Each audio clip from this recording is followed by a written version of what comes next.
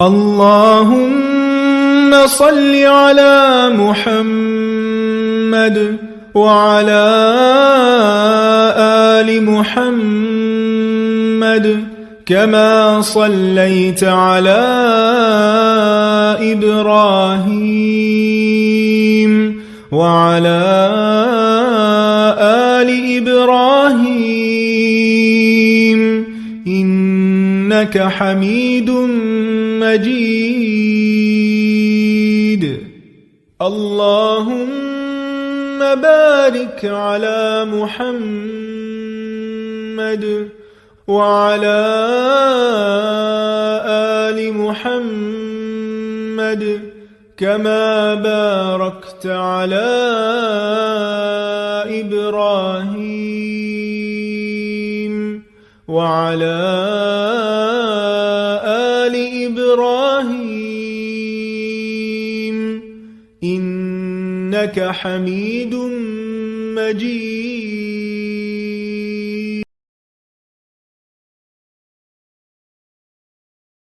بسم الله الرحمن الرحيم. الحمد لله الذي أنزل على عبده الكتاب ولم يجعل له عوجا قيما لينذر بأسا شديدا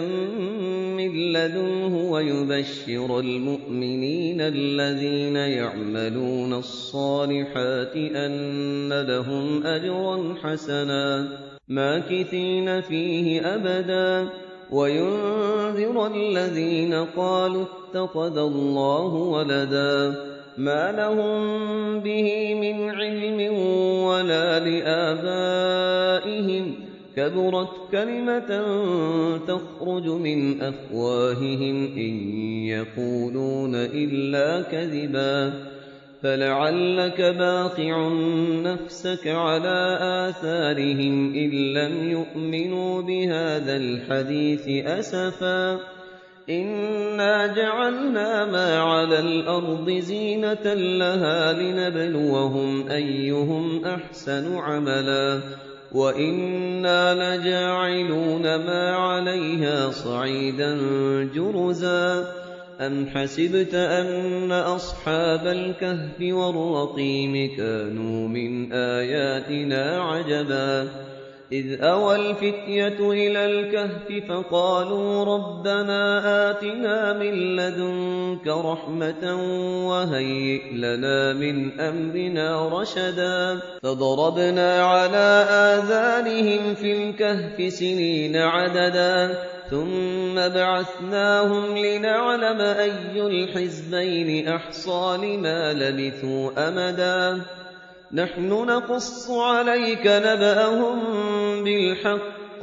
إنهم فتية آمنوا بربهم وزدناهم هدى وربطنا على قلوبهم إذ قاموا فقالوا ربنا رب السماوات والأرض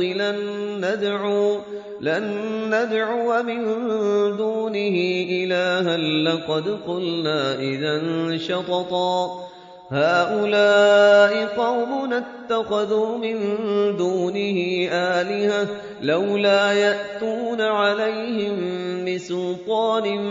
بين فمن أظلم ممن افترى على الله كذبا وإذ اعتزلتموهم وما يعبدون إلا الله فأووا إلى الكهف ينشر لكم ربكم من رحمته ويهيئ لكم من أمركم مرفقا وترى الشمس إذا طلعت تزاور عن كهفهم ذات اليمين وإذا غربت تقرضهم ذات الشمال وهم في فجوة منه ذلك من آيات الله من يهد الله فهو المهتد ومن يضلل فلن تجد له وليا مرشدا وتحسبهم أيقاظا وهم رقود ونقلبهم ذات اليمين وذات الشمال وكلبهم باسط ذراعيه بالوصيد لو اطلعت عليهم لوليت منهم فرارا ولملئت منهم رعبا وكذلك بعثناهم ليتساءلوا بينهم قال قائل منهم كم لبثتم قالوا لبثنا يوما أو بعض يوم قالوا ربكم أعلم بما لبثتم فابعثوا أحدكم بورقكم هذه إلى المدينة فلينظر أيها أزكى طعاما فليأتكم برزق منه وليتلطف ولا يشعرن بكم أحدا إنهم إن يظهروا عليكم يرجموكم أو يعيدوكم في ملتهم ولن تفلحوا إذا أبدا وكذلك أعثرنا عليهم ليعلموا أن وعد الله حق وأن الساعة لا ريب فيها إذ يتنازعون بينهم أمرهم فقال ابنوا عليهم بنيانا ربهم أعلم بهم قال الذين غلبوا على أمرهم لنتخذن عليهم مسجدا سيقولون ثلاثة رابعهم كلبهم ويقولون خمسة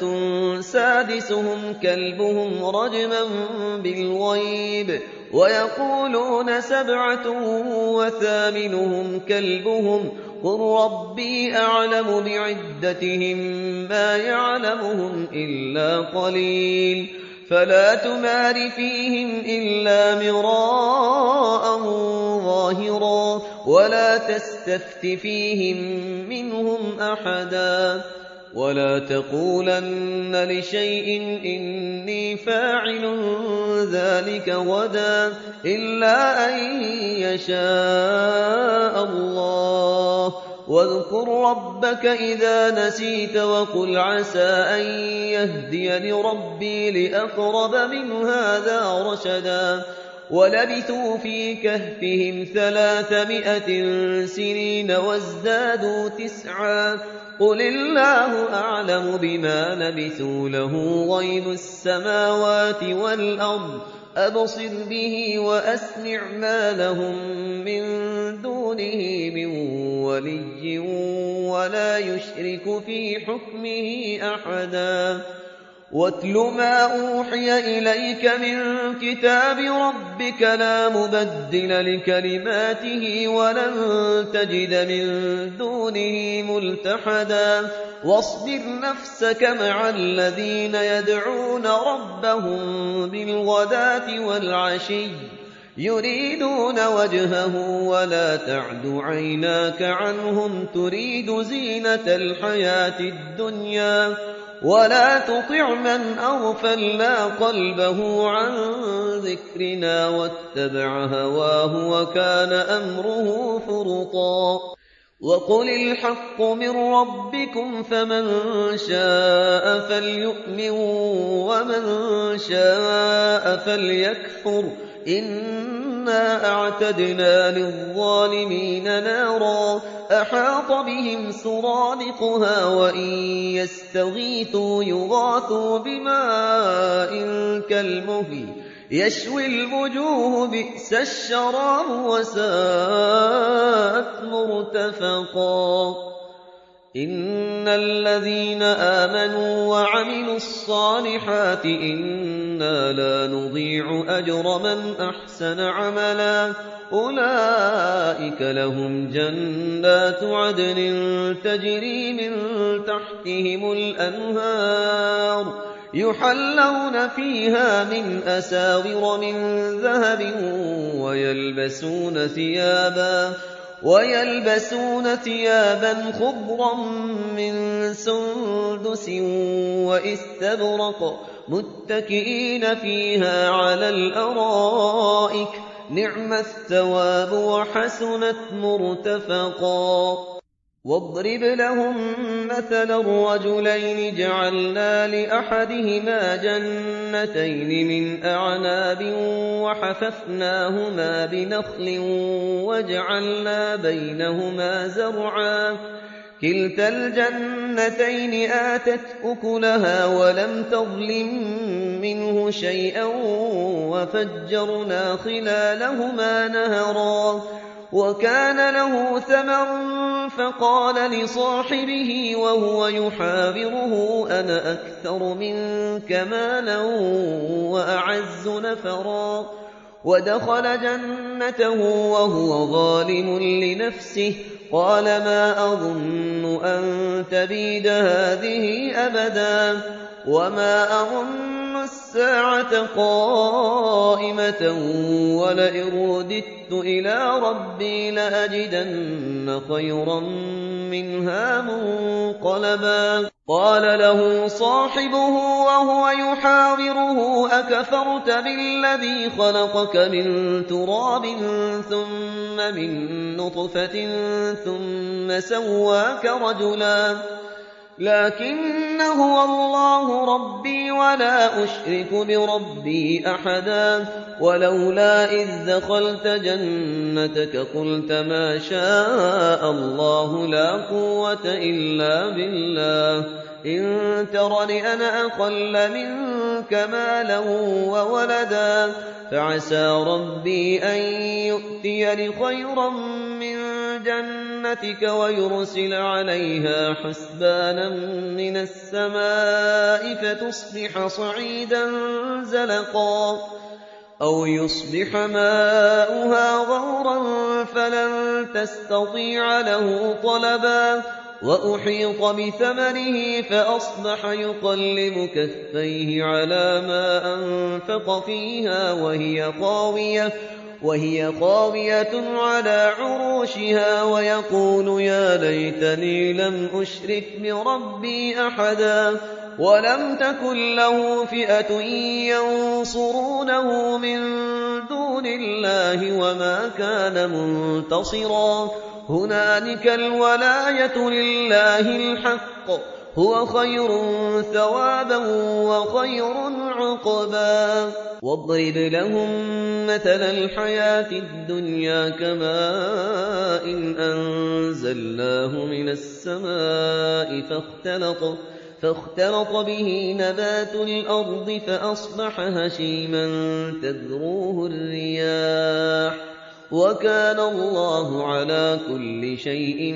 مقتدرا المال والبنون زينة الحياة الدنيا والباقيات الصالحات خير عند ربك ثوابا وخير أملا ويوم نسير الجبال وترى الأرض بارزة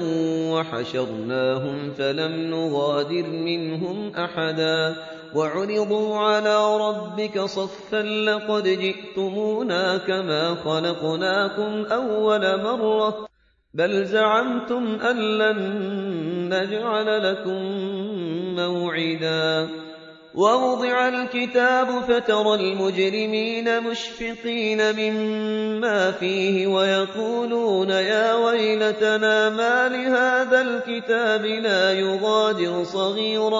لا يغادر صغيرة ولا كبيرة إلا أحصاها ووجدوا ما عملوا حاضرا ولا يظلم ربك أحدا وإذ قلنا للملائكة اسجدوا لآدم فسجدوا إلا إبليس كان من الجن ففسق عن أمر ربه أفتتخذونه وذريته أولياء من دوني وهم لكم عدو بئس للظالمين بدلا ما أشهدتهم خلق السماوات والأرض ولا خلق أنفسهم وما كنت متخذ المضلين عضدا ويوم يقول نادوا شركائي الذين زعمتم فدعوهم فلم يستجيبوا لهم وجعلنا بينهم موبقا ورأى المجرمون النار فظنوا أنهم مواقعوها ولم يجدوا عنها مصرفا ولقد صرفنا في هذا القرآن للناس من كل مثل وكان الإنسان أكثر شيء جدلا وما منع الناس أن يؤمنوا إذ جاءهم الهدى ويستغفروا ربهم إلا أن تأتيهم سنة الأولين أو يأتيهم العذاب قبلا وما منع الناس أن يؤمنوا إذ جاءهم الهدى ويستغفروا ربهم إلا أن تأتيهم سنة الأولين أو يأتيهم العذاب قبلا وما نرسل المرسلين إلا مبشرين ومنذرين ويجادل الذين كفروا بالباطل ليدحضوا به الحق واتخذوا آياتي وما أنذروا هزوا ومن أظلم ممن ذكر بآيات ربه فأعرض عنها ونسي ما قدمت يداه إنا جعلنا على قلوبهم أكنة أن يفقهوه وفي آذانهم وقرا وإن تدعوهم إلى الهدى فلن يهتدوا إذا أبدا وربك الغفور ذو الرحمة لو يؤاخذهم بما كسبوا لعجل لهم العذاب بل لهم موعد لن يجدوا من دونه موئلا وتلك القرى أهلكناهم لما ظلموا وجعلنا لمهلكهم موعدا وإذ قال موسى لفتاه لا أبرح حتى أبلغ مجمع البحرين أو أمضي حقبا فلما بلغا مجمع بينهما نسيا حوتهما فاتخذ سبيله في البحر سربا فلما جاوزا قال لفتاه آتنا غداءنا لقد لقينا من سفرنا هذا نصبا قال أرأيت إذ أوينا إلى الصخرة فإني نسيت الحوت وما أنسانيه إلا الشيطان أن أذكره واتخذ سبيله في البحر عجبا قال ذلك ما كنا نبغي فارتدا على آثارهما قصصا فوجدا عبدا من عبادنا آتيناه رحمة من عندنا وعلمناه من لدنا علما قال له موسى هل أتبعك على أن تعلمني مما علمت رشدا قال إنك لن تستطيع معي صبرا وكيف تصبر على ما لم تحط به خبرا قال ستجدني إن شاء الله صابرا ولا أعصي لك أمرا قال فإن اتبعتني فلا تسألني عن شيء حتى أحدث لك منه ذكرا فانطلقا حتى إذا ركبا في السفينة خرقها قال أخرقتها لتغرق أهلها حتى إذا ركبا في السفينة خرقها قال أخرقتها لتغرق أهلها لقد جئت شيئا إمرا قال ألم أقل إنك لن تستطيع معي صبرا قال لا تؤاخذني بما نسيت ولا ترهقني من أمري عسرا فانطلقا حتى إذا لقيا غلاما فقتله قال أقتلت نفسا زكية بغير نفس لقد جئت شيئا نكرا قال ألم أقل لك إنك لن تستطيع معي صبرا قال إن سألتك عن شيء بعدها فلا تصاحبني قد بلغت من لدني عذرا فانطلقا حتى إذا أتيا أهل قرية استطعما أهلها فأبوا أن يضيفوهما فوجدا فيها جدارا يريد أن ينقض فأقامه قال لو شئت لاتخذت عليه أجرا قال هذا فراق بيني وبينك سأنبئك بتأويل ما لم تستطع عليه صبرا أما السفينة فكانت لمساكين يعملون في البحر فأردت أن أعيبها وكان وراءهم ملك يأخذ كل سفينة غصبا وأما الغلام فكان أبواه مؤمنين فخشينا أن يرهقهما طغيانا وكفرا فأردنا أن يبدلهما ربهما خيرا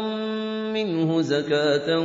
وأقرب رحما وأما الجدار فكان لغلامين يتيمين في المدينة وكان تحته كنز لهما وكان أبوهما صالحا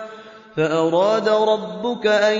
يبلغا أشدهما ويستخرجا كنزهما رحمة من ربك وما فعلته عن أمري ذلك تأويل ما لم تسطع عليه صبرا ويسألونك عن ذي القرنين قل سأتلو عليكم منه ذكرا إنا مكنا له في الأرض وآتيناه من كل شيء سببا فأتبع سببا حتى إذا بلغ مغرب الشمس وجدها تغرب في عين حمئة ووجد عندها قوما قلنا يا ذا القرنين إما أن تعذب وإما أن تتخذ فيهم حسنا قال أما من ظلم فسوف نعذبه ثم يرد إلى ربه فيعذبه عذابا نكرا وأما من آمن وعمل صالحا فله جزاء الحسنى وسنقول له من أمرنا يسرا ثم أتبع سببا حتى إذا بلغ مطلع الشمس وجدها تطلع على قوم لم نجعل لهم من دونها سترا كذلك وقد أحطنا بما لديه خبرا ثم أتبع سببا حتى إذا بلغ بين السدين وجد من دونهما قوما لا يكادون يفقهون قولا قالوا يا ذا القرنين إن يأجوج ومأجوج مفسدون في الأرض فهل نجعل لك خرجا على أن تجعل بيننا وبينهم سدا قال ما مكني فيه ربي خير فأعينوني بقوة أجعل بينكم وبينهم ردما آتوني زبر الحديد حتى إذا ساوى بين الصدفين قال انفخوا حتى إذا جعله نارا قال آتوني أفرغ عليه قطرا فما استطاعوا أن يظهروه وما استطاعوا له نقبا قال هذا رحمة من ربي فإذا جاء وعد ربي جعله دكاء وكان وعد ربي حقا وتركنا بعضهم يومئذ يموج في بعض ونفخ في الصور فجمعناهم جمعا وعرضنا جهنم يومئذ للكافرين عرضا الذين كانت أعينهم في غطاء عن ذكري وكانوا لا يستطيعون سمعا أفحسب الذين كفروا أن يتخذوا عبادي من دوني أولياء إنا أعتدنا جهنم للكافرين نزلا قل هل ننبئكم بالأخسرين أعمالا الذين ضل سعيهم في الحياة الدنيا وهم يحسبون أنهم يحسنون صنعا أولئك الذين كفروا بآيات ربهم ولقائه فحبطت أعمالهم فلا نقيم لهم يوم القيامة وزنا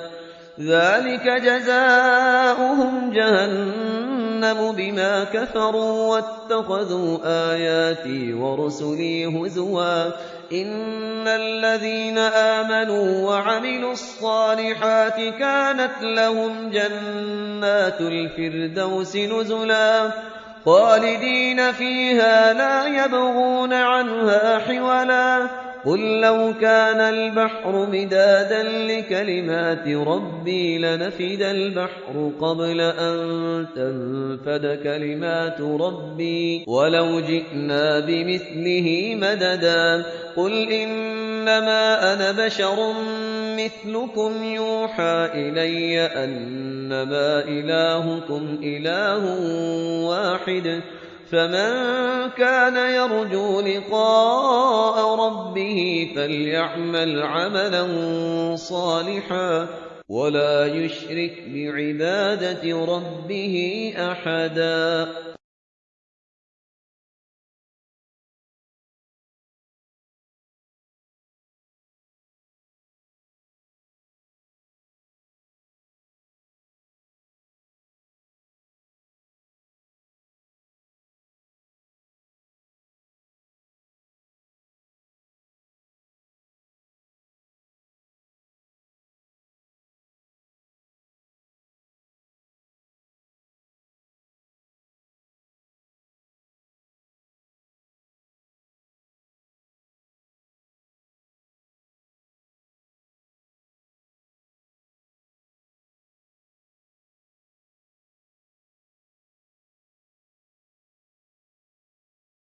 بسم الله الرحمن الرحيم حميم تنزيل من الرحمن الرحيم كتاب فصلت آياته قرآنا عربيا لقوم يعلمون بشيرا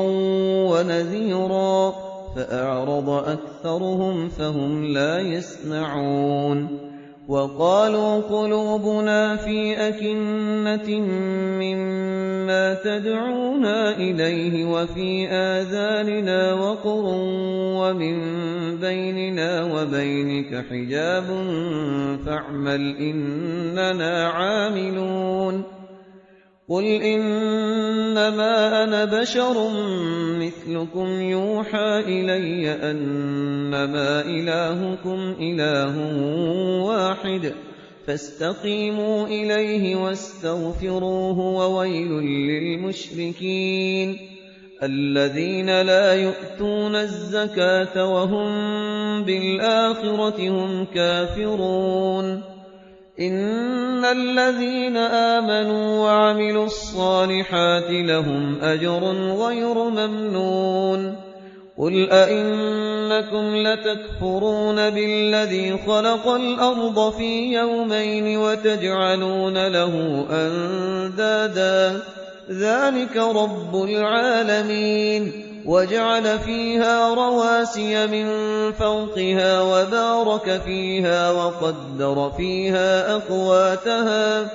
وقدر فيها أقواتها في 4 أيام سواء للسائلين ثم استوى إلى السماء وهي دخان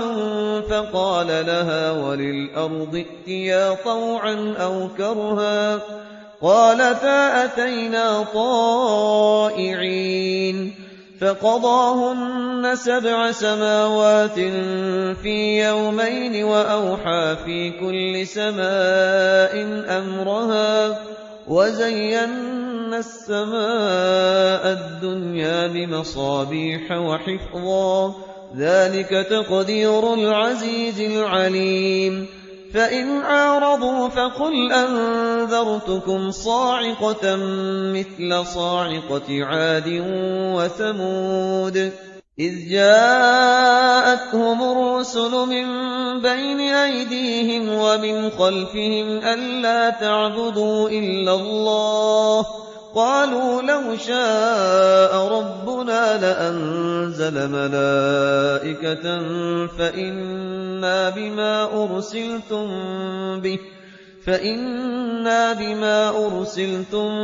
به كافرون فأما عاد فاستكبروا في الأرض بغير الحق وقالوا من أشد منا قوة أولم يروا أن الله الذي خلقهم هو أشد منهم قوة وكانوا بآياتنا يجحدون فأرسلنا عليهم ريحا صرصرا في أيام نحسات لنذيقهم عذاب الخزي في الحياة الدنيا ولعذاب الآخرة أخزى وهم لا ينصرون وأما ثمود فهديناهم فاستحبوا العمى على الهدى فأخذتهم صاعقة العذاب الهون بما كانوا يكسبون ونجينا الذين آمنوا وكانوا يتقون ويوم يحشر أعداء الله إلى النار فهم يوزعون حتى إذا ما جاءوها شهد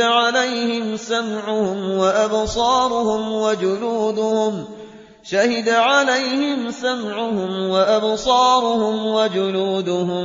بما كانوا يعملون وقالوا لجلودهم لم شهدتم علينا قالوا أنطقنا الله الذي أنطق كل شيء وهو خلقكم أول مرة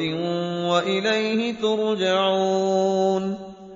وما كنتم تستترون أن يشهد عليكم سمعكم ولا أبصاركم ولا جلودكم ولكن ظننتم أن الله لا يعلم كثيرا مما تعملون وذلكم ظنكم الذي ظننتم بربكم أرداكم فأصبحتم من الخاسرين فإن يصبروا فالنار مثوى لهم وإن يستعتبوا فما هم من المعتبين وقيضنا لهم قرناء فزينوا لهم ما بين أيديهم وما خلفهم وحق عليهم القول في قد خلت من قبلهم من الجن والإنس إنهم كانوا خاسرين وقال الذين كفروا لا تسمعوا لهذا القرآن والغوا فيه لعلكم تغلبون فلنذيقن الذين كفروا عذابا شديدا ولنجزينهم أسوأ الذي كانوا يعملون ذلك جزاء أعداء الله النار لهم فيها دار الخلد جزاء بما كانوا بآياتنا يجحدون وقال الذين كفروا ربنا أرنا الذين أضلانا من الجن والإنس نجعلهما تحت أقدامنا ليكونا من الأسفلين إن الذين قالوا ربنا الله ثم استقاموا تتنزل عليهم الملائكة ألا تخافوا ولا تحزنوا وأبشروا بالجنة التي كنتم توعدون نحن أولياؤكم في الحياة الدنيا وفي الآخرة ولكم فيها ما تشتهي أنفسكم ولكم فيها ما تدعون نزلا من غفور رحيم ومن أحسن قولا ممن دعا إلى الله وعمل صالحا وقال إنني من المسلمين ولا تستوي الحسنة ولا السيئة ادفع بالتي هي أحسن فإذا الذي بينك وبينه عداوة كأنه ولي حميم وما يلقاها إلا الذين صبروا وما يلقاها إلا ذو حظ عظيم وإما ينزغنك من الشيطان نزغ فاستعذ بالله إنه هو السميع العليم ومن آياته الليل والنهار والشمس والقمر لا تسجدوا للشمس ولا للقمر واسجدوا لله الذي خلقهن إن كنتم إياه تعبدون فإن استكبروا فالذين عند ربك يسبحون له بالليل والنهار وهم لا يسأمون ومن آياته أنك ترى الأرض خاشعة فإذا أنزلنا عليها الماء اهتزت وربت إن الذي أحياها لمحيي الموتى إنه على كل شيء قدير إن الذين يلحدون في آياتنا لا يخفون علينا أفمن يلقى في النار خير أم من يأتي آمنا يوم القيامة اعملوا ما شئتم إنه بما تعملون بصير إن الذين كفروا بالذكر لما جاءهم وإنه لكتاب عزيز لا يأتيه الباطل من بين يديه ولا من خلفه تنزيل من حكيم حميد ما يقال لك إلا ما قد قيل للرسل من قبلك إن ربك لذو مغفرة وذو عقاب أليم ولو جعلناه قرآنا أعجميا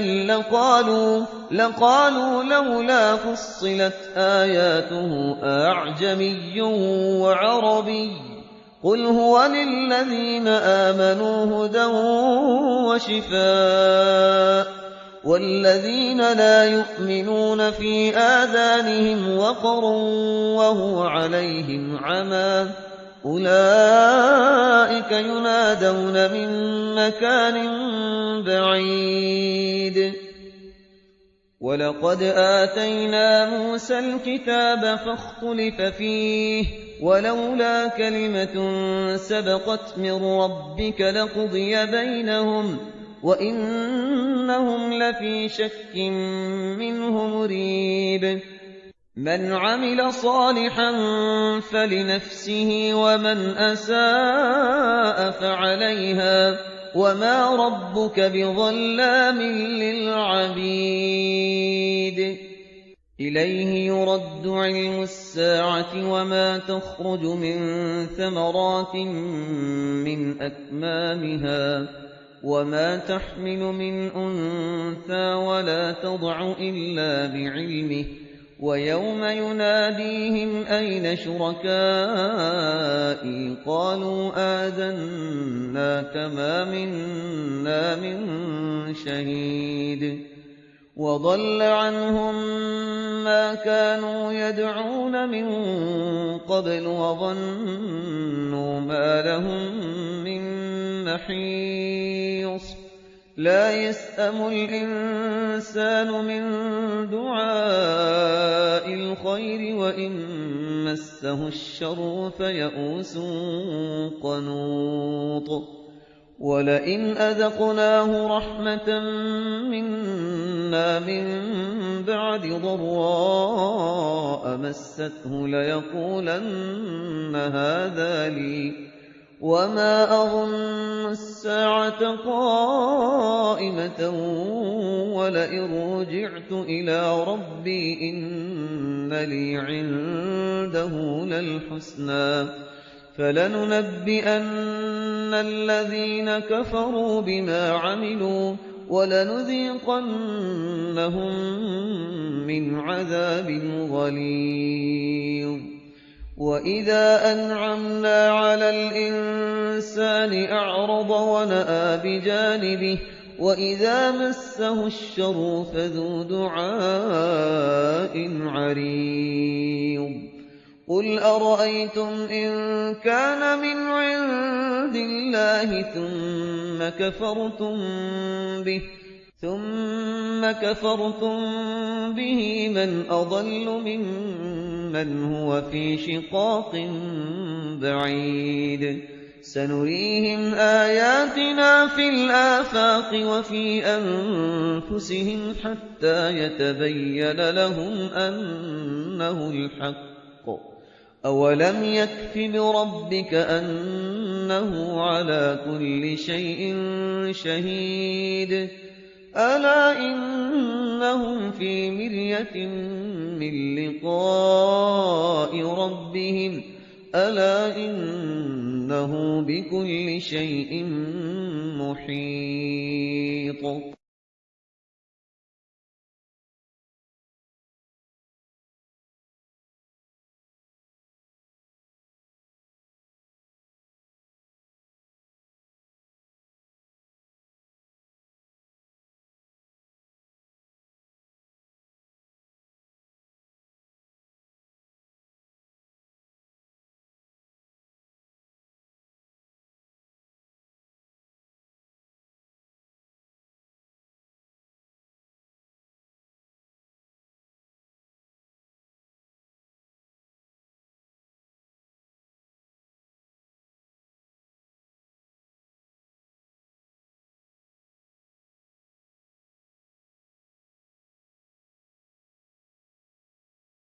بسم الله الرحمن الرحيم الرحمن علم القرآن خلق الإنسان علمه البيان الشمس والقمر بحسبان والنجم والشجر يسجدان والسماء رفعها ووضع الميزان ألا تطغوا في الميزان وأقيموا الوزن بالقسط ولا تخسروا الميزان والأرض وضعها للأنام فيها فاكهة والنخل ذات الأكمام والحب ذو العصف والريحان فبأي آلاء ربكما تكذبان خلق الإنسان من صلصال كالفخار وخلق الجان من مارج من نار فبأي آلاء ربكما تكذبان رب المشرقين ورب المغربين فبأي آلاء ربكما تكذبان مرج البحرين يلتقيان بينهما برزخ لا يبغيان فبأي آلاء ربكما تكذبان يخرج منهما اللؤلؤ والمرجان فبأي آلاء ربكما تكذبان وله الجوار المنشآت في البحر كالأعلام فبأي آلاء ربكما تكذبان كل من عليها فان ويبقى وجه ربك ذو الجلال والإكرام فبأي آلاء ربكما تكذبان يسأله من في السماوات والأرض كل يوم هو في شأن فبأي آلاء ربكما تكذبان سنفرغ لكم أيها الثقلان فبأي آلاء ربكما تكذبان يا معشر الجن والإنس إن استطعتم أن تنفذوا من أقطار السماوات والأرض فانفذوا لا تنفذون إلا بسلطان فبأي آلاء ربكما تكذبان يرسل عليكما شواظ من نار ونحاس فلا تنتصران فبأي آلاء ربكما تكذبان فإذا انشقت السماء فكانت وردة كالدهان فبأي آلاء ربكما تكذبان فيومئذ لا يسأل عن ذنبه إنس ولا جان فبأي آلاء ربكما تكذبان يعرف المجرمون بسيماهم فيؤخذ بالنواصي والأقدام فبأي آلاء ربكما تكذبان هذه جهنم التي يكذب بها المجرمون يطوفون بينها وبين حميم آن فبأي آلاء ربكما تكذبان ولمن خاف مقام ربه جنتان فبأي آلاء ربكما تكذبان ذواتا أفنان فبأي آلاء ربكما تكذبان فيهما عينان تجريان فبأي آلاء ربكما تكذبان فيهما من كل فاكهة زوجان فبأي آلاء ربكما تكذبان متكئين على فرش بطائنها من استبرق وجنى الجنتين دان فبأي آلاء ربكما تكذبان فيهن قاصرات الطرف لم يطمثهن إنس قبلهم ولا جان فبأي آلاء ربكما تكذبان كأنهن الياقوت والمرجان فبأي آلاء ربكما تكذبان هل جزاء الإحسان إلا الإحسان فبأي آلاء ربكما تكذبان ومن دونهما جنتان فبأي آلاء ربكما تكذبان مدهامتان فبأي آلاء ربكما تكذبان فيهما عينان نضاختان فبأي آلاء ربكما تكذبان فيهما فاكهة ونخل ورمان فبأي آلاء ربكما تكذبان فيهن خيرات حسان فبأي آلاء ربكما تكذبان حور مقصورات في الخيام فبأي آلاء ربكما تكذبان لم يطمثهن إنس قبلهم ولا جان فبأي آلاء ربكما تكذبان متكئين على رفرف خضر وعبقري حسان فبأي آلاء ربكما تكذبان تبارك اسم ربك ذي الجلال والإكرام